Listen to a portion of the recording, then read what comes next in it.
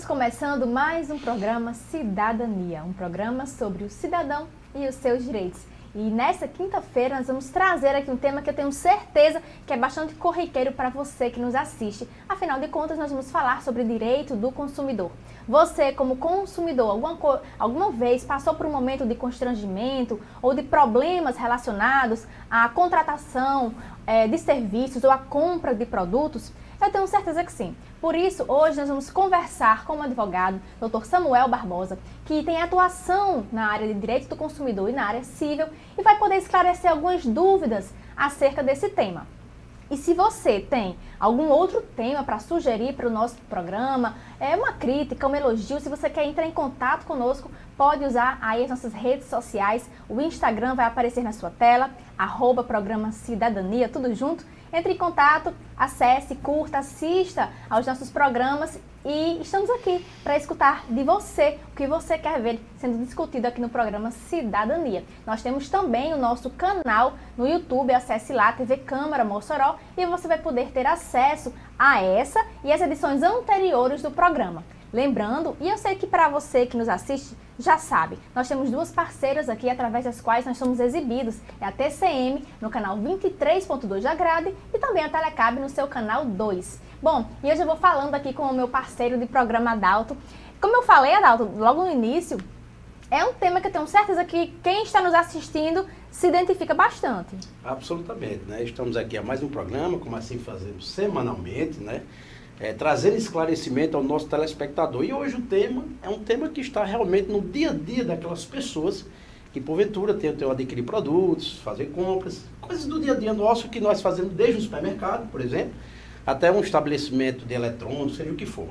Hoje nós trouxemos aqui o Dr. Samuel, né, que irá trazer um pouco, pontuar algumas coisas acerca desse tema, que é o direito do consumidor, e das coisas que, por exemplo, que pode, o que não pode, como se portar diante de um problema em um estabelecimento, por exemplo, quando assim você passa por uma situação, às vezes até vexatória. Então hoje nós temos o Dr. Samuel que irá trazer esses pontos, alguns esclarecimentos aqui ao nosso telespectador. Para nós é uma alegria, como sempre, né?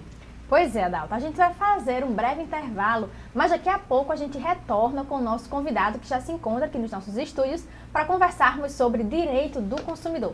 Cidadania toda quinta-feira às 7 horas da noite aqui na TV Câmara Mossoró. A gente vai para um breve intervalo e daqui a pouco a gente volta.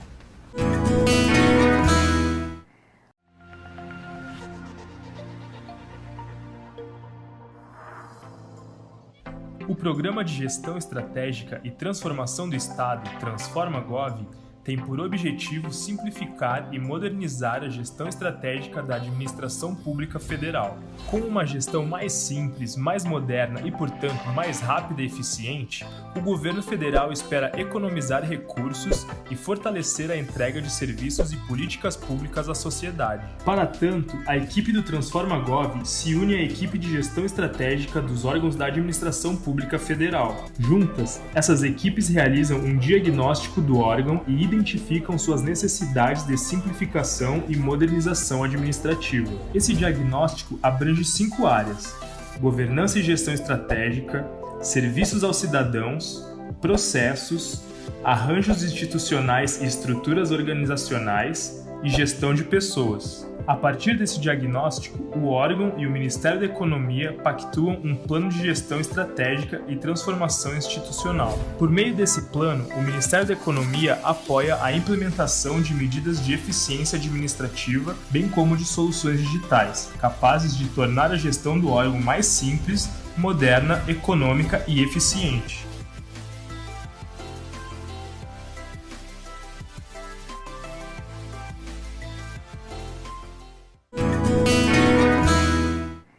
Estamos de volta com o segundo bloco do programa Cidadania. Hoje vamos falar sobre direito do consumidor com o advogado Dr.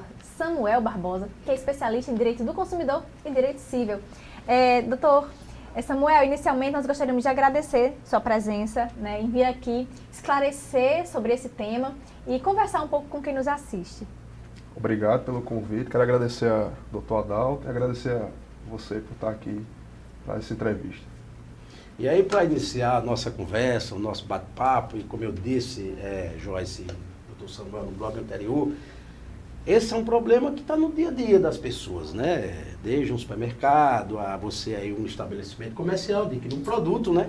E muitas das vezes tem algo ali dentro daquela compra que muitas vezes você não sabe e vem de forma abusiva, muitas das vezes, né? E aí, por exemplo, uma das coisas que a gente tem visto com grande frequência é na hora de você fazer um pagamento de um determinado produto no supermercado, seja o que for, quando há pagamento mediante cartão de crédito, dinheiro ou Pix, certo? Sim. Então, assim, muitas pessoas têm questionado, na verdade, se é possível a um estabelecimento cobrar uma diferença de valor quando ele é feito, por exemplo, através do cartão de crédito. Eu já vi muitas pessoas perguntarem, indagarem, questionarem, porque chegam no estabelecimento, é um produto X, se eu pagar no dinheiro é R$40. Se eu pagar no cartão de crédito é R$45. É possível se fazer essa diferença? Pode o estabelecimento estipular essa diferenciação de valor quando é feito dessa forma de pagamento? Bom, inicialmente é importante destacar que as relações de consumos, elas são regulamentadas pelo Código de Defesa do Consumidor. Sim. Então, é bastante importante esclarecer quem é o consumidor e quem é o fornecedor. Consumidor é toda pessoa física ou jurídica que consome aquele produto como sendo a pessoa final. E o fornecedor é aquela pessoa jurídica ou física, existem também os informais, que se caracterizam como fornecedores, certo? E nesse contexto, é muito importante esclarecer que existe o princípio da informação, né? O Código de Defesa do Consumidor, ele estabelece que deve haver o direito de informação nesses casos. Pode haver a cobrança? Sim, pode. Mas antes deve esclarecer qual a situação dessa cobrança e quais os termos. Ah, eu vou comprar a prazo. Existe um parcelamento, existe um juros. Então, com isso, pode sim o estabelecimento realizar essa cobrança específica, né? Se for no Pix, o Pix ele não pode cobrar taxa, por exemplo. Então, ele coloca essa informação visível para o consumidor. Então, doutor Samuel, pelo que eu entendi, então hoje é possível, porque no passado se existia muita discussão nesse sentido, né? Eu fui lá, fui pagar, então assim, eu vi algumas decisões realmente na época em que ele proibia, quando o estabelecimento ele colocava à disposição do consumidor um cartão de crédito, o pagamento, as formas de pagamento, ele não poderia, em tese, trazer essa diferenciação, né? Mas o que parece hoje já se é possível, né? Diante de uma compra realizada no cartão de crédito ou à vista, ele ter diferença de valores, desde que, como o doutor Samuel já esclareceu, que seja plenamente, esteja visível a luz, que o consumidor possa ver realmente que existe essa diferenciação. Em 2017 foi publicada uma lei que permite essa questão da diferenciação com relação a essa taxa. Porém, é imprescindível a questão da informação. A fixar num cartaz na entrada, do lado do caixa, para deixar claro que o consumidor pode ser cobrado por essa taxa.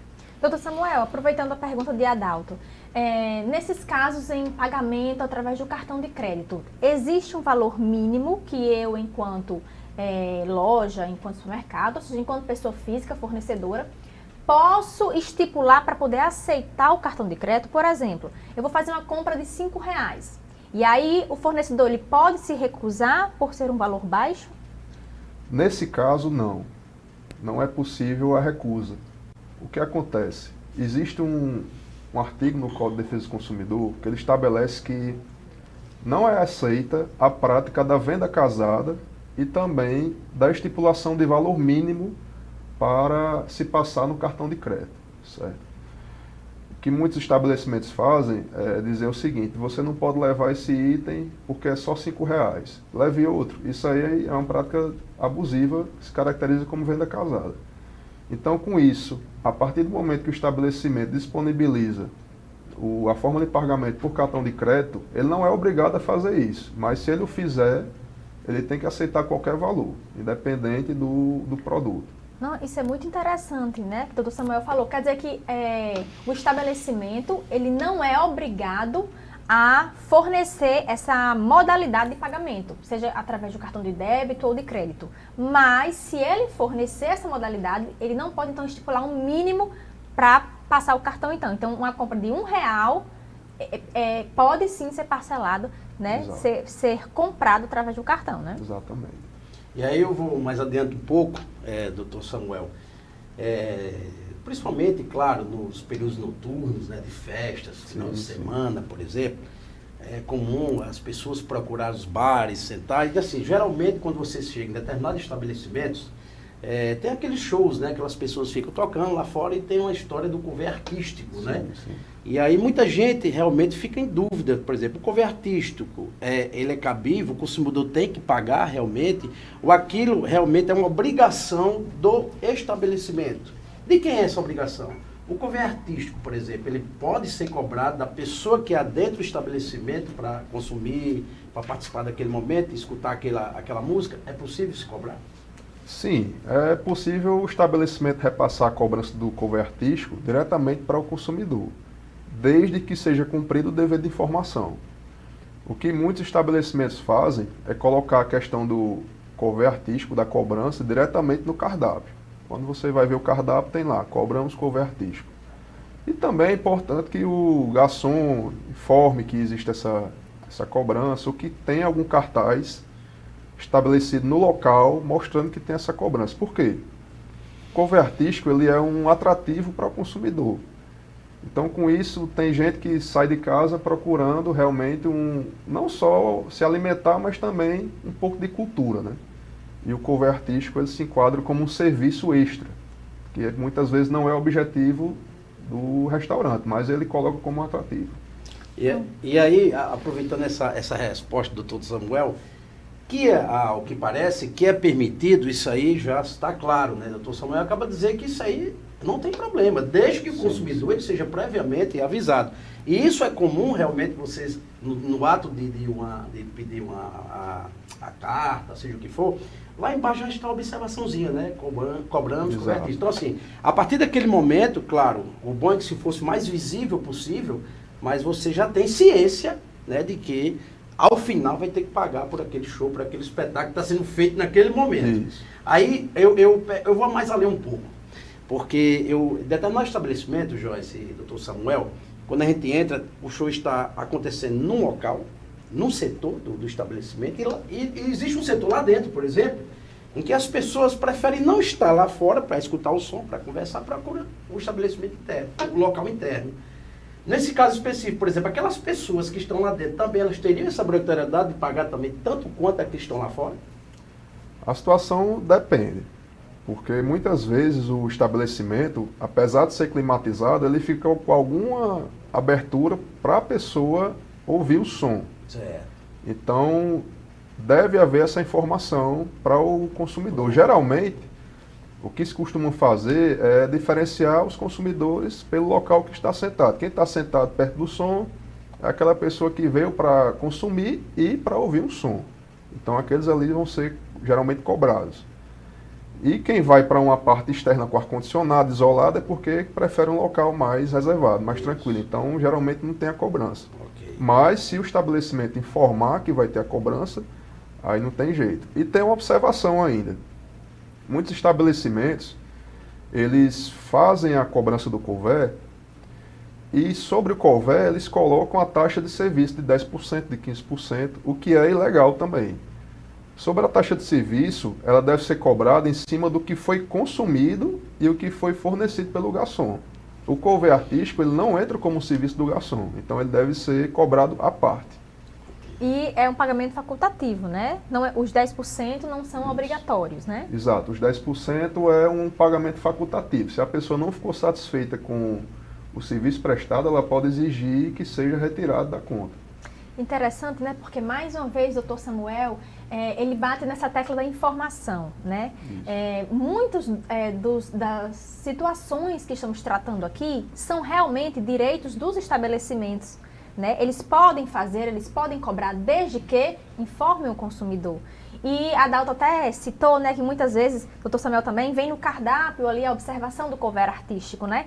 Mas a informação, ela tem que ser clara precisa e extensiva, né? Como o Dr. Samuel disse, o ideal é que eles não escondam aquela informação e deixem ali em letras minúsculas no cardápio, mas que o garçom fale, mas que existem avisos, né, no estabelecimento para que seja realmente uma informação clara. Até porque, vamos ser sinceros, a gente não sai olhando o cardápio inteiro. Né? A gente já chega ali, quando a gente chega no estabelecimento, a gente já sabe geralmente o que a gente vai pedir. Então, a gente vai ali, procura, pede, ninguém vai estar dissecando o cardápio, né? Então, importante esclarecer para você, consumidor, e para você que é fornecedor, que é comerciante, que tem um estabelecimento também, informação ao consumidor sempre clara e precisa. Mas, Adalto, antes da gente seguir para as próximas perguntas, a gente vai fazer um breve intervalo, doutor Samuel. E daqui a pouco a gente retorna, ainda com o nosso convidado, conversando sobre direito do consumidor. Não sai daí que é rapidinho, a gente volta já. Oi, eu sou a Amor, a Associação de Pais e Amigos dos Autistas e TDAH de Mossoró e região. Mas você também pode me remeter ao sentimento, que por sinal, aqui não falta, sempre sobra. E por sonhar com um mundo melhor, com uma sociedade mais informada, inclusiva e tolerante, há 5 anos eu nasci. Eu digo que é de suma importância, né, termos uma entidade como essa, né, para receber, para acolher, né, essas famílias, né, que já vêm com inúmeras dificuldades, né, desde da descoberta do laudo, né, do diagnóstico, né, do seu filho ou sua filha e todo o tratamento, né, que aí vai se deparar. Então, a associação está justamente para dar esse suporte. Então, por isso, essa é a nossa luta enquanto associação, enquanto cidadão, enquanto pai e hoje enquanto representante, né, da associação, com toda uma equipe que fazem parte, né, dessa diretoria, os próprios associados que somam conosco para que possamos, né, buscar, né, fazer a inclusão, né, porque políticas públicas é inclusão, né, quando não há políticas públicas, com certeza famílias estão sem ter acesso ao serviço de saúde de qualidade. Por aqui a gente brinca, se diverte e compartilha muitas experiências. Por isso acabamos nos tornando uma grande rede de apoio e suporte. Assim, então a associação tem o intuito mesmo de buscar políticas públicas para beneficiar essas crianças e adolescentes. A associação também busca apoiar as famílias, né, porque assim, quando se recebe um diagnóstico, muitas famílias ficam em choque, né? Então assim, e nós enquanto grupo, a gente dá apoio uns aos outros e isso fortalece muito, né? E a importância da associação é muito grande, porque é esse grupo de apoio. O autismo é uma característica, assim como tem pessoas louras, tem pessoas... Então, se você recebeu o diagnóstico de autismo ou TDAH, não hesite em nos procurar. Estamos de braços abertos e com muitas histórias incríveis que com certeza vão te ajudar. Assim, as pessoas que têm autismo podem viver uma vida normal, ser o que elas quiserem, não seguir o que a pessoa quiser. Para mim foi muito bom ter entrado na associação, porque são muitas experiências trocadas com outras mães, é muito bom. Dicas, tudo que ajuda, né? Vocês mães que receberam o diagnóstico agora, estão se sentindo sozinhas, vocês não estão sozinhas. Tem o grupo da Amor, da associação, estamos aqui para acolher todas essas mães que não sabem o que fazer, que estão desesperadas, né? Não se desespere, a Amor está aqui para dar amor para vocês.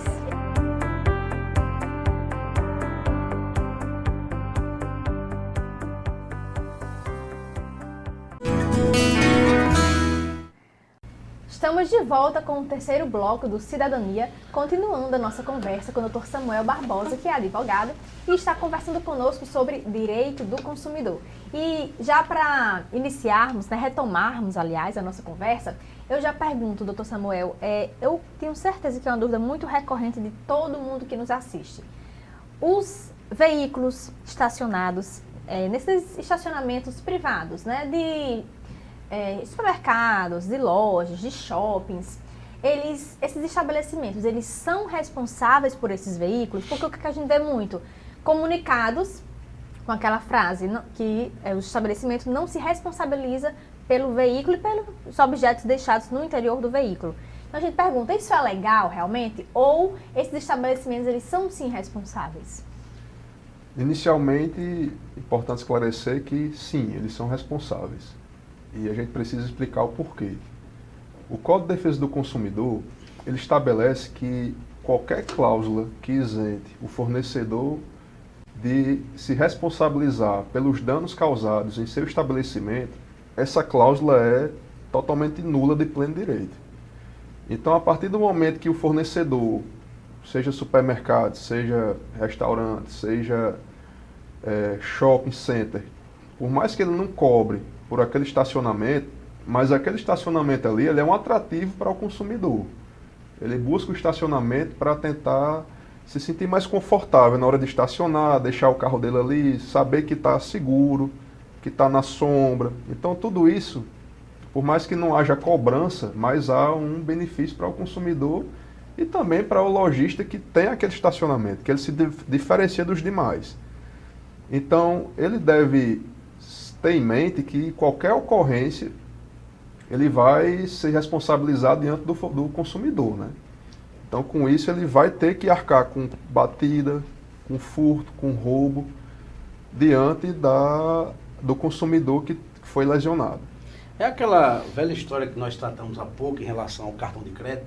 Se o estabelecimento ele põe à sua disposição, então ele tem a obrigatoriedade de fornecer aquele serviço, né? Isso. Então, da mesma forma como o estabelecimento ele fornece um estacionamento, que ali não deixa de ser um atrativo para o estabelecimento também, claro, e para o próprio consumidor, porque ele vai procurar algo que resguarde, né? Que ele possa colocar o veículo dele, entrar para fazer suas compras e ficar tranquilo, né? Então, assim, independentemente, pelo que o doutor Samuel fala, de pagamento, de cobrança de estacionamento, aquele estabelecimento ele é responsável pela guarda do seu veículo que você deixou ali, né? Assim, doutor Samuel? Exato. E nessa situação é importante deixar claro que por mais que haja um dever de informação por parte do estabelecimento, colocando uma placa, colocando um aviso, existe um princípio no Código de Defesa do Consumidor que é a irrenunciabilidade dos direitos. Então, a partir do momento que o consumidor tem aquele direito, ele não pode renunciar porque é uma coisa fundamental. É uma responsabilidade objetiva do fornecedor, então ele pesa mais do que o direito de informação. Então, cheguei ao local, independente de aviso que, cuidado com que deixa o objeto dentro do seu veículo, isso. Você tem que ter ciência de que aquele estabelecimento tem a obrigação de guarda do seu veículo, né? Exatamente. Você ali deixa para fazer suas porque, né, Adalto, do doutor Samuel, apesar de que os estacionamentos, eles não são, majoritariamente, na maioria das vezes, o serviço final daquele estabelecimento, porque, por exemplo, se eu vou a uma loja, eu procuro adquirir uma roupa, um sapato, né? Mas a loja tem o estacionamento e eu estaciono lá. Se eu vou ao supermercado, eu procuro comprar algum item alimentício e tem estacionamento, eu estaciono lá.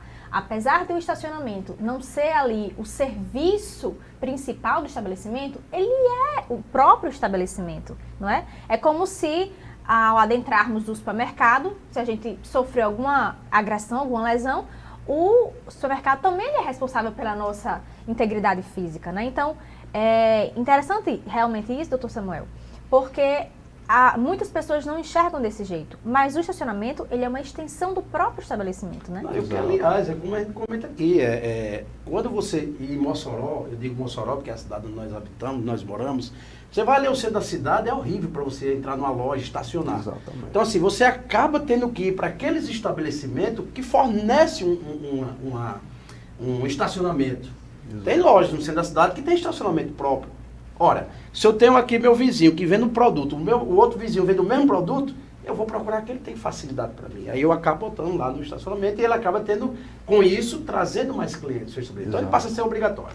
E aí, aproveitando, já que a gente fala em compras, né, em chegar às lojas, muitas pessoas que vão ao comércio, vão à loja, adquirir os seus produtos, por alguma razão, algum problema, eles atrasam os seus pagamentos, né? Infelizmente, diante de situações financeiras, eles acabam atrasando, não pagam, e por essa razão, especificamente, muitas das vezes terminam lá a lista negativa, que a gente chama de SPC e Serasa.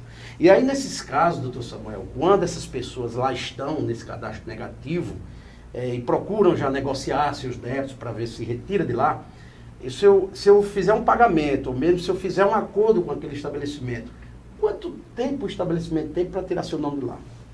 Bom, essas listas esses cadastros, melhor dizendo, de inadimplentes, eles são previstos no Código de Defesa do Consumidor.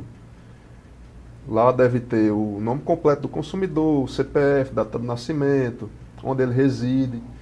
E com isso, o consumidor tem direito a buscar informações sobre ele. Por exemplo, saber se está atualizado seu endereço, saber se seu CPF está correto, se houve fraude. E o arquivista, né, o credor que coloca o nome do consumidor no Serasa, ele tem o direito, ele tem o dever, aliás, de prestar informações corretas. Ele não pode colocar uma dívida que não existiu, ele não pode colocar uma dívida que ainda não se venceu. E ocorrendo essa sua situação elencada, que ele está inadimplente, posteriormente houve o pagamento, há o prazo de 5 dias úteis para que o arquivista, que é a empresa, retire o nome dele do Serasa, do cadastro de inadimplentes. Então, se eu tenho um débito com a loja, a empresa tal, o estabelecimento tal, e porventura eu procure para negociar esse débito, a partir do momento que eu quito, eu faço o pagamento, ele teria ali 5 dias para já liberar o nome do SPC de Serasa. Eu acredito que isso também funciona para acordo, né? Quando você faz um pagamento lá da primeira parcela, eu acredito que esse prazo também seria os mesmos, né? Para que, obviamente, aquela pessoa venha a ser retirada do cadastro do SPC de Serasa. Mas aí eu vou mais além, eu aproveito, doutor Samuel.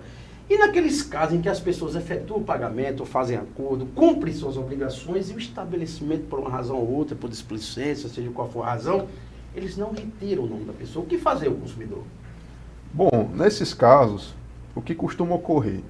As financeiras, elas realizam diversas cobranças durante o dia. Às vezes você recebe uma ligação de manhã, outra de tarde, outra à noite. Então, o que acontece? Algum fornecedor, algum atendente do fornecedor ali, lhe envia esse boleto, você paga, mas não há o registro. É algum vício interno na prestação do serviço. Nesses casos, eu já vi situações de o consumidor ligar várias vezes para o saque para tentar dar baixa nessa dívida, porém eles não aceitam. Então, o que eu aconselho realmente é que busque um advogado para poder pleitear na justiça a retirada do nome do cadastro de inadimplentes. Doutor Samuel, nos últimos anos, as compras, né, feitas pela internet cresceram muito, né? E houve um avanço ainda mais acelerado no período da pandemia e pós-pandemia, né? E aí eu pergunto, está muito em alta hoje o direito ao arrependimento, né? Mas eu gostaria que o senhor explicasse o que é esse direito ao arrependimento, né? Em quais hipóteses ele se encaixa. Se eu comprei e simplesmente não gostei, eu tenho direito à troca ou ao cancelamento, ou só se realmente vier o produto com defeito? O direito de arrependimento ele é exclusivo para compras online. Compras que são feitas através do WhatsApp, ou de um site, ou do Instagram. Por quê? A pessoa está lá olhando o produto, espera que ele seja de um determinado tamanho, de uma determinada cor, mas quando chega, às vezes é de outro. E pode ser que não seja nem má fé do fornecedor, pode ser que seja questão mesmo da imaginação do consumidor, que pensa que é uma cor mais forte, mas não é. Às vezes você compra uma roupa e o tecido você imaginava que é uma coisa, mas não é. Então, quando chega esse produto, você tem o direito de devolvê-lo no prazo de 7 dias corridos. E essa situação é exclusiva, eu ressalto, é exclusiva para compras online. Muita gente acha que ganha um presente numa loja física, acha que tem o direito de chegar na loja e dizer, eu recebi esse presente e quero trocar, não coube. Mas a situação da loja física ela é totalmente diferente da loja online. Por quê? A loja física, o comprador está lá pegando o produto, olhando, por mais que não seja para mim, seja para um terceiro, aquele produto foi testado, subentende-se que ele foi testado. O que muitas lojas fazem é realizar a troca, mas por uma questão de conveniência. Às vezes o consumidor vai lá, troca para um produto mais caro, ou se não, troca o produto e compra outro, né? Mas a loja, em momento algum, a loja física não está obrigada a cumprir esse direito de arrependimento. Interessante isso que o Samuel falou, né? Porque o que ele acaba de dizer? Que você comprando presencialmente, você indo à loja, se dirigindo ao estabelecimento e comprando um produto, por mais que ele seja um presente, a loja não é obrigada a fazer a troca, mas a gente sabe que na praxe já se convencionou, né, que é permitida essa troca. Dificilmente uma loja ela se recusa a trocar porque, como você mesmo disse, é uma forma de atrair aquele cliente para a loja. Muitas vezes ele vai apenas fazer a troca, chega lá, vê outro produto, adquire, né, acaba conhecendo a loja, muitas vezes uma loja que a gente não conhece. Então, convencionou-se realmente as lojas a efetuarem trocas, mas a loja não está obrigada, né? Então, isso realmente é muito interessante, que o Dr. Samuel acaba de falar. Bom, mas Adalto, segure aí sua pergunta, porque a gente vai fazer um breve intervalo e daqui a pouco a gente ainda retorna no nosso último bloco com o Dr. Samuel para que a gente possa finalizar essa conversa sobre direito do consumidor.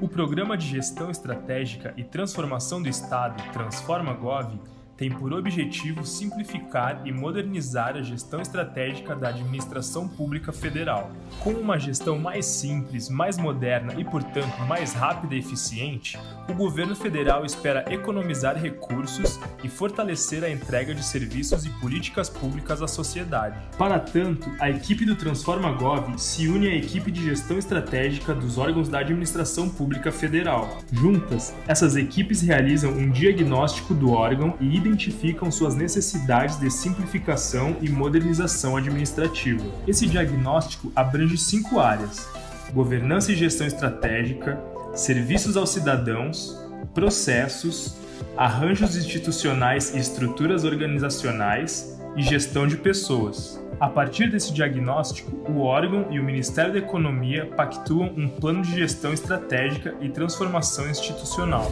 Por meio desse plano, o Ministério da Economia apoia a implementação de medidas de eficiência administrativa, bem como de soluções digitais, capazes de tornar a gestão do órgão mais simples, moderna, econômica e eficiente.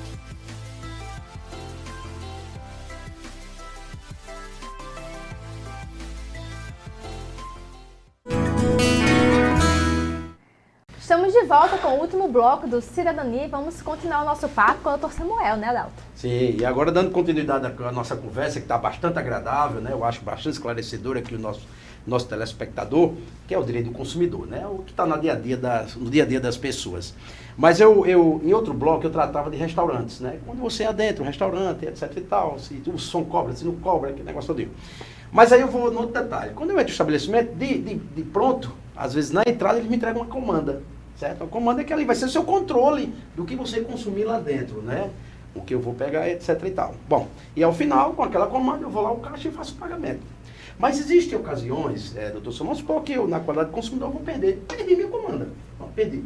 E existem determinados estabelecimentos que eles cobram multas, caso realmente aquele consumidor venha a perder aquela comanda. E aí eu lhe faço uma pergunta.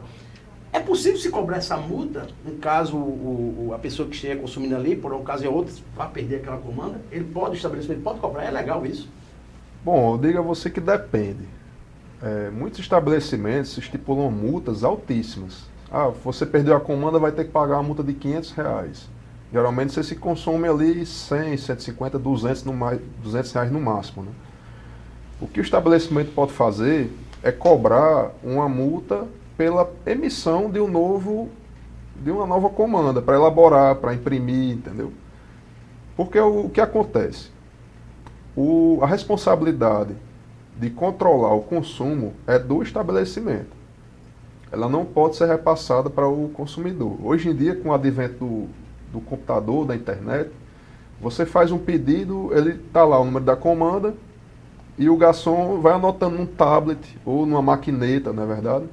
E aquilo ali ele já está passando diretamente para um sistema de computadores que administra todas as contas do restaurante.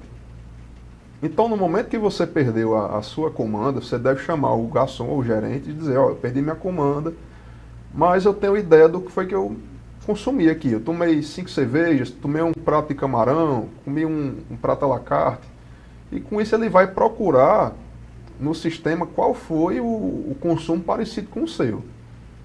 Caso o estabelecimento force você a pagar essa comanda, essa multa, né, pela perca da comanda, você pode pagar e depois buscar a justiça para procurar um reembolso ou até indenização por danos morais, porque isso é um constrangimento que o estabelecimento pode estar fazendo com o consumidor.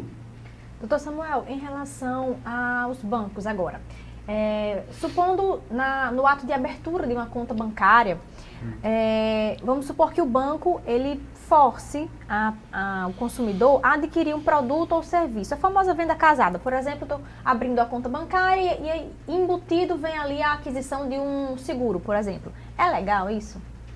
É terminantemente ilegal. O que os bancos costumam fazer, na verdade, o banco ele trabalha vendendo serviços, né? Não é, ele guarda o dinheiro ali, mas o objetivo dele é vender financiamentos, vender pacotes. E essa venda de produtos, um seguro, um pacote de serviços, um pacote de administração, isso é totalmente legal. O Banco Central ele editou uma norma interna que ele obriga que todos os bancos são fornecedores de contas gratuitas. Se a pessoa quer abrir uma conta simplesmente para receber seu aposento, por exemplo, aquela pessoa não vai realizar muitas transferências, muitos saques.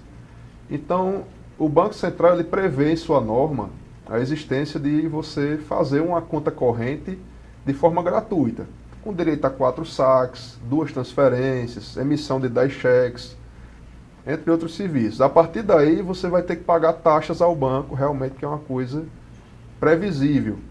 Mas ninguém é obrigado a contratar um serviço e pagar por outro. A título de exemplo, temos também um cartão de crédito. Muita gente recebe cartão de crédito, vai realizar o desbloqueio, e o que acontece é que o banco coloca lá um seguro, um pacote de mensagens, e isso também é terminantemente vedado. E aí, já que a gente fala em prestação de serviço, eu vou entrar um pouco também, que é um problema que está na vida das pessoas, que é no que diz respeito às concessionárias de serviço de energia elétrica e água, né? Felizmente, muitas das vezes, também por situações financeiras, as pessoas atrasam os seus pagamentos e, infelizmente, que hoje se permite é a suspensão daquele serviço. Agora, me diz uma coisa, doutor Samuel. Existe, por exemplo, a minha fatura se venceu hoje, certo? Com quanto tempo a concessionária pode suspender aquele serviço? No dia seguinte ele já pode? Quanto tempo isso ocorre?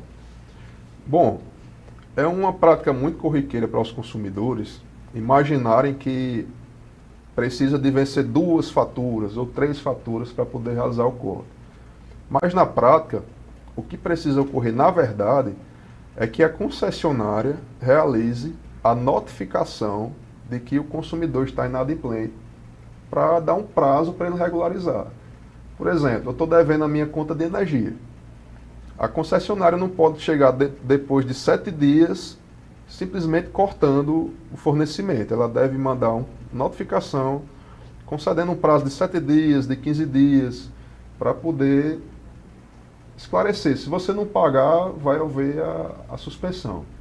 E geralmente essa notificação, que para quem acompanha e porventura tem atrasado a sua fatura mensal, ela já vem na observação lá embaixo, é que consta uma fatura em aberto. Então, assim, a partir daquele momento você já tem ciência daquele fato e da possibilidade, obviamente, de uma suspensão dos seus serviços, né? Por isso que tem que ter cuidado. Agora, lembrando, o doutor Samuel advertiu bem, tem que ser devidamente avisado ao consumidor. Por isso que muitas vezes eles lançam na própria fatura, informando esse detalhe, né? Mais uma vez, o direito à informação, né? Exato. Mas, doutor Samuel, para a gente finalizar, porque o nosso tempo está esgotando, falamos muito aqui sobre direitos do consumidor, né? Mas e o PROCON? O que é o PROCON e qual a função do PROCON? O PROCON, ele é um órgão que nasceu junto com o Código de Defesa do Consumidor. O Código de Defesa do Consumidor ele instituiu políticas nacionais para que ocorresse a defesa do direito do consumidor. E o PROCON, nesse contexto, é um órgão que ele age, na verdade, equalizando a relação entre o fornecedor e o consumidor. Lá, o consumidor que se sentir lesado pode levar sua demanda para poder tentar sanar aquilo ali de forma administrativa e sem depender da justiça. O que acontece muitas vezes é que o PROCON agenda uma audiência para o fornecedor, a empresa levar uma possível resolução para o problema, Só que o consumidor ele não é obrigado de forma alguma a aceitar as condições do PROCON. Lá é uma forma de tentativa de conversar, de dialogar com o fornecedor diante desses problemas. Então, na verdade, o PROCON ele funciona como intermediário, né, na negociação. Né? Quando você reclama, vem o fornecedor, vem quem recebeu o serviço, e o PROCON tenta intermediar para ver se chega a um consenso, se resolve aquele litígio. Né? Exatamente. Importante esclarecer que o PROCON, então, ele é um órgão administrativo, né? Ele não integra o judiciário. Não integra o judiciário, ele aqui em Mossoró está localizado no centro administrativo, ali próximo ao aeroporto, né? Doutor Samuel, nós teríamos ainda outros questionamentos a fazer, né, Adalto? Poderíamos aqui continuar a nossa conversa facilmente, mas em virtude do tempo não vai ser possível. Mas a gente pede que você continue aqui conosco no estúdio, porque agora a gente vai assistir ao quadro Dicas de Concursos com o professor Pietro Medeiros, que vem chegando toda semana com dicas e informações sobre editais, cursos e questões também que caem nos concursos. Então, para você que é concurseiro, aí vai o quadro com o professor Pietro Medeiros.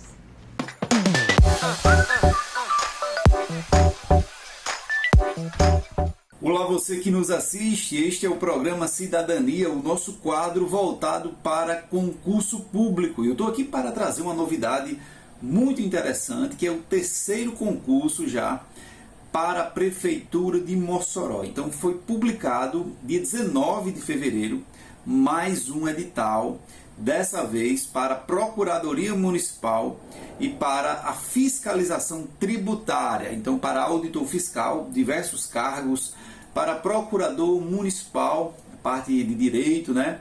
E para analista também da Procuradoria. Então eu vou direcionar aqui, vou passar aqui várias informações relacionadas a esse concurso e você fique atento. Vou usar aqui uma cola porque é muita informação, tá bom? Então, para a Procuradoria, tanto de analista quanto de procurador, são 32 vagas iniciais, além do cadastro de reserva. Para o ISS, né, que é a parte de tributação municipal, você é bom em cálculo aí, contabilidade, essa é a oportunidade. São 15 oportunidades. Os salários aí de auditor fiscal de tributos, eles têm início aí com R$ 12.361,82. Isso aqui, claro que na prática você sabe que não ganha só isso, tá bom? Basta olhar aí o portal da transparência. Para procurador municipal, R$ 8.411. E para analista da procuradoria, R$ 3.000. O período de inscrição, atenção, do dia 28/2 ao dia 28/3.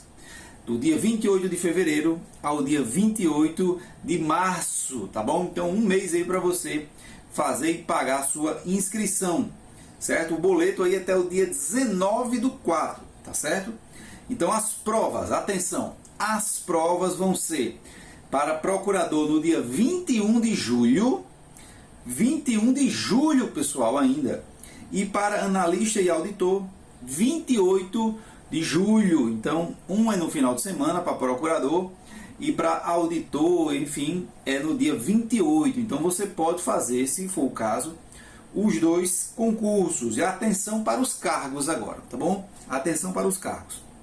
Eu tenho auditor fiscal de tributos, são 5 vagas iniciais, tá bom? Claro que chamam mais. Eu tenho auditor fiscal de tributos, você que tem um curso de informática.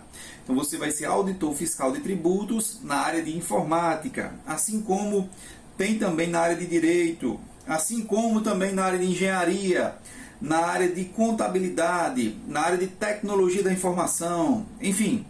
Analista, 8 vagas e procurador municipal são 7 vagas. Para o cargo de procurador, além da prova objetiva, eu tenho uma prova discursiva também. Então fique atento, tá certo? Então, no mais é isso. Então aproveite aí na sua cidade, procure estudar, procure fazer um curso, procure comprar algum tipo de material, que esse concurso com certeza é maravilhoso, você vai ter uma estabilidade, vai trabalhar uma função gratificante também, tá certo? Então, não perca tempo aos estudos, procure estudar. Aí são 4 meses aproximadamente para você se preparar. A prova em julho, então você não vai ter São João. Seu São João vai ser estudando, tá certo? Então é isso, grande abraço, fiquem com Deus e até a próxima.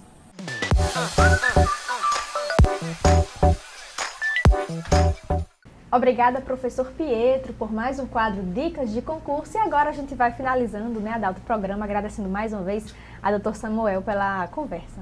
Agradeço a vocês pela recepção. Foi uma entrevista bastante confortável. E eu espero vir outras vezes para poder esclarecer mais direitos à população. Não, nós é que agradecemos. Realmente, hoje nós tivemos um momento de bastante esclarecimento, né? O nosso telespectador, o nosso consumidor. Aqui nós pontuamos diversos assuntos, né? Nós andamos em diversos setores, na verdade.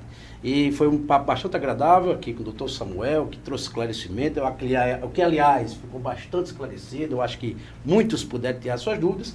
E quem sabe, numa outra oportunidade, aqui nós teremos de volta aqui a nossos estúdios, né, conversando um pouco mais sobre o direito do consumidor. Para nós foi uma alegria e que assim que eu possa retornar às nossas casas, à nossa casa.